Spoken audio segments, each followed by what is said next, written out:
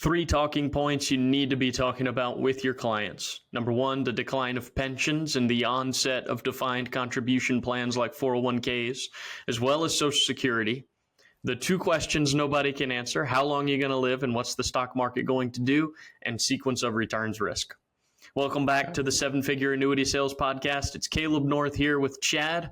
Chad, how are you? I'm doing peachy. Yeah.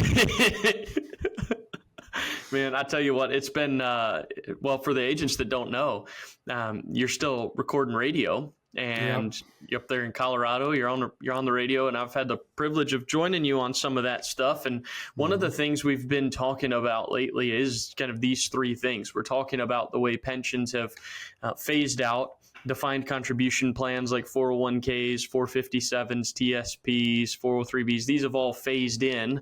And we're talking about Social Security and the fact that Social Security isn't enough for retirees. It was never designed to be the sole stream of retirement income. But then these retirees have all these questions about, what do I do with my 401k? Sure. What do I do with my IRA? Sure. They don't know how much they can take. They don't know how long it's going to last. And so we're able to create those conversations and leverage those chunks of money into products that obviously create those guaranteed lifetime pieces of income. Well, what do you have to say about that? Well, I have to say you're right. So these are topics we need to be talking about. I know this is like a revelatory, like these are big things, but I think often as agents, we don't get into the nitty gritty, the common sense type questions. And when we're talking about people used to have pensions and now they don't, they used to have this kind of guarantee, but often if it's done right, if you have a 401k or an IRA, you can actually make more money than what you would have if you had a standard pension. And then of course you got to make sure, how long are people living for? Because that's a question I always go into with everybody. Two questions nobody can answer. How long are you going to live for? And where's the stock market going to be tomorrow, let alone 5 or 10 years from now?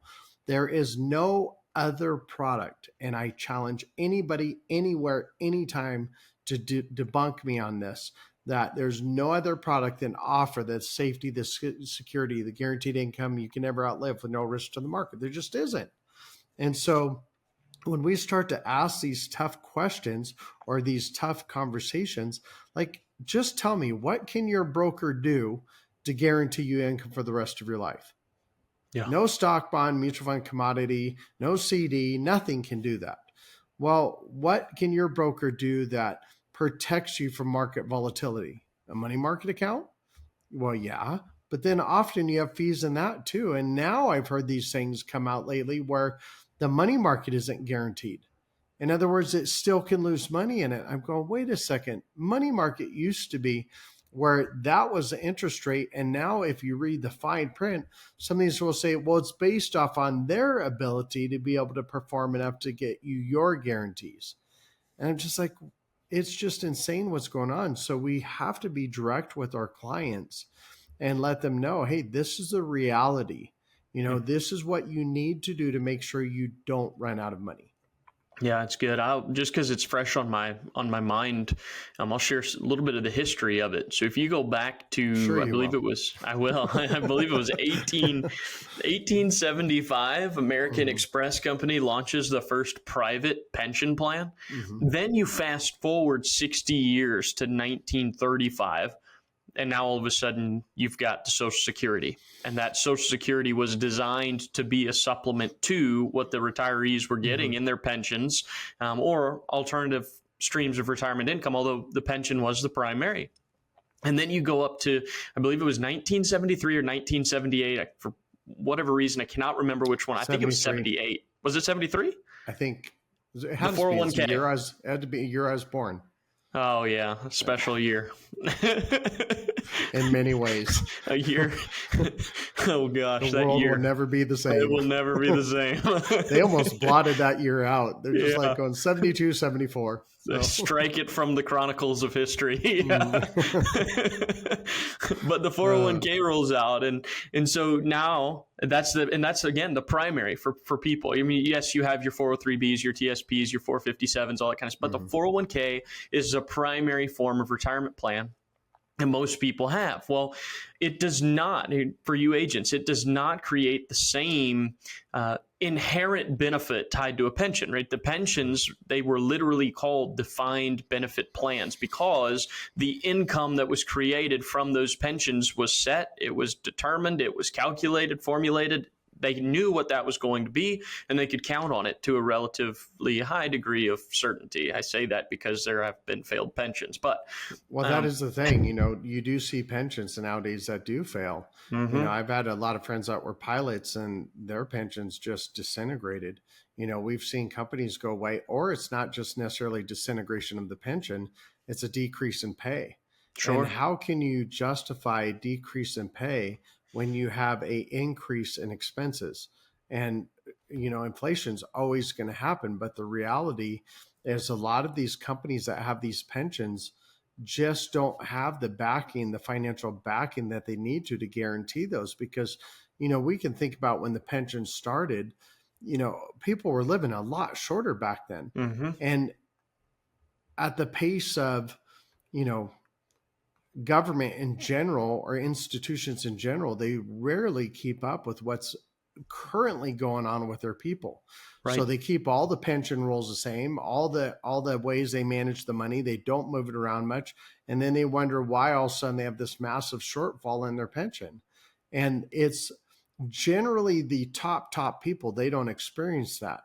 It's the common worker that gets hit. And I hate saying common worker, but the reality is if you're middle management or lower, you're a common worker. I mean, those are the places that are eliminated quicker than any other spot, is middle management and lower. And so when you have these pension issues, you've got to have something to supplement that. And also, I don't like the fact, it's just like with Social Security. I don't like the fact that Social Security is managed by the government and that I put my money away every single year, no matter what. And I end up only getting approximately 66% on average of what I put into it. Yep. I mean, I know I could do better with that money. I could buy some car washes and do better than that, storage units, whatever it is. I think about what I put away per year for Social Security, what the amount I make, and I'm going, I could do way better than that. But the point is we can't change that. They're going to take Social Security. And so what do I do from there? Well, that's where we help our clients take these other plans, the 401ks, the TSBs, the 457s, the 403bs, and we help them turn it into their own pension-like product to get them. Now, it's not just that. Well, the other thing, so there's two sides to this. Not only do they generally get more, they have better control of their money and they have more freedom with it, but also the survivorship benefits are often higher. So joint lifetime payout and a defined pension is usually dramatically less if you do it based off of you and your spouse, where in an annuity, it often is not that big of a difference as long as the age is pretty close together. Yeah. Well, to your point, it is phenomenally expensive for a company to have pension plans, which is part of why they transitioned over. I mean, it's talking about a pension plan being a defined benefit plan and a 401k being a defined contribution plan. So you need to understand, if you're working with retirees, they don't have the same clearly outlined benefits. But here's what I find interesting. If you take the 401k, the IRA, the 457, for whatever it is, right? And you roll that into an IRA and an annuity, and you create that guaranteed lifetime income. The insurance company is going to be making money on that money while they have it, right? So they're creating these lifetime payouts versus a pension plan to a company is purely an expense. Like that's just going out. That employee isn't generating any more revenue, any more profitability for that company. It's just a massive expense. So it makes sense when you mix that with the reality that retirement in 1950 averaged 8 years in length. Retirement now, on average, is 17 and a half years. Correct. So if you're a company, can you imagine paying your pension for more than twice as long? No, of course not. Well, that's why they're moving it over. That's why they're shifting that responsibility. It is now the employee's responsibility. Well, if you think about it, the whole institution, I mean, I've studied a lot on why school systems were created. And school systems were generally created to build the better worker. That's really what the whole purpose of it was, to build the better employee that is more structured and obedient and, things like that. And I go, wait a second, they're doing the same thing with the pension. They're doing the exact same thing. They want to control how you're paid, when you're paid, and it really gets rid of the responsibility of the employee to take care of their retirement. But in reality, they give up so much. Right. And so I think if we can help educate our clients the importance of saving IRAs, 401ks, really building that up. And then once they have it, to not lose control of it. Yep. And, people often say, well, I don't want to lose control of my money. Well, go ahead, keep in the stock market, lose 30%. And how much control did you have of that 30% you lost? Or the 1 to 2 to 3% you have to pay your broker every single year, whether you're winning or losing. There's no control of that either. So what we're allowing our clients to do is go back to those original 2 questions. I'm telling you, if you ask or you state this to your clients, that there's 2 questions nobody can answer, not your pension, not your broker, not your 401k, not your IRA, is number 1, how long are you going to live for? Number 2, where's the stock market going to be tomorrow, let alone 5 or 10 years from now? Right. And the reality is there are some pensions that are backed up by insurance companies. How are they done that? They pay out the pension in the form of an annuity. But often they require you to do an immediate annuity or a period certain annuity. They don't give you the flexibility that comes with an indexed annuity with an income rider. Yeah, that's so right. Well, and that's why I put these 2 things in that order. If we're talking about pensions and we're talking about Social Security and we're talking about defined contribution plans, what does all of that story create? It creates an explanation for why the number 1 fear of retirees is outliving their money, because they don't know how much they can take or for how long they can take it. And so now you segue that into the conversation about the 2 things nobody can answer: how long are you going to live and what's the stock market going to do? And they don't know that. So what do? You build a plan that it doesn't matter how long they live or what the stock market does. Their income is guaranteed, locked in, set in stone for the rest of and if they're married, their spouse's life if you're running joint lifetime income. Yeah. It's a good story. Those are 2 good talking points. The third that is a little bit more standalone, but still has a relevant place when we're talking about income, is sequence of returns. And for those of you that don't know what sequence of returns risk is, it's this concept that in the early years of retirement or right before retirement, somebody starts to make withdrawals. So they're getting into the distribution phase of their retirement. They start making withdrawals, the stock market falls. So now they have what is effectively a compounded loss in their account. So one of 2 things happens. Either they continue drawing out the same amount that they were so that their income as a dollar amount doesn't go backwards. The problem with that is that now as a proportion of their account value, it's a much larger percentage and sustainability comes into question. Or they take less income. In either scenario, it's not good. So sequence of returns risk.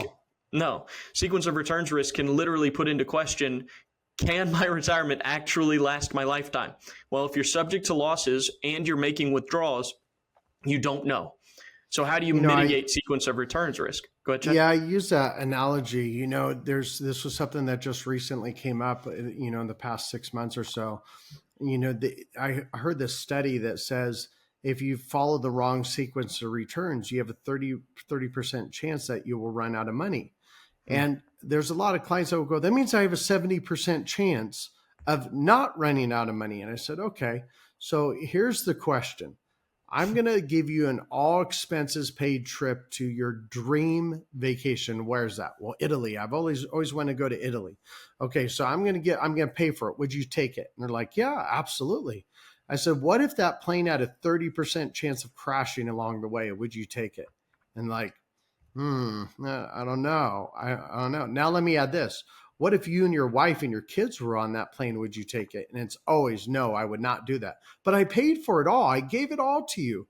So you're telling me if there's a 30% chance that plane was going to crash, you would not take that. You would not step foot on that plane. They go, no, never.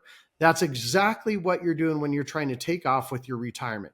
You're trying to reach this end goal, dream vacation retirement, that you'll live this life in paradise. But the reality is there's a 30% chance it's not going to make it. Now let's add this even more into it. So no matter, now let's say you do get on that plane and you have that dream trip and everything and you're heading that way. Can that pilot or airline guarantee that you will not experience any turbulence along the way? Well, no. I mean, you see it in the news all the time right now. You know, planes at this massive turbulence and it freaks people out and people get injured. I guarantee you that our financial flight will never experience turbulence due to any sort of market volatility. Yep. So when you add that into perspective of sequence of returns, the questions you can't answer, the guarantees that we offer, if you set it up that way, this is how you get people full on bought into what we're talking about. Absolutely. So all three of these things, the pensions not being a reality hardly ever anymore, but they have 401ks or whatever, the two questions nobody can answer, and then sequence of returns risk, all of these things are legitimate concerns, but they're all three things that get addressed with the products we're using. So what are you doing when you take a 401k and you roll it into an annuity? You're creating what operates like a personalized pension plan. So now you're creating from the defined contribution plan what is effectively a defined benefit plan. What are you doing with the two questions nobody can answer? Well, now it doesn't matter how long they live or what the stock market does because their income isn't going away. And then the sequence of returns risk. How do you get rid of sequence of returns risk? You take away the risk of loss and you guarantee that even if that account value were to hit zero, the income doesn't stop. You've completely addressed all three of these big major concerns. Correct. So I think that kind of wraps it up, doesn't it? That's it. Okay. Well, I hope this helps you all. You have a great day and happy selling.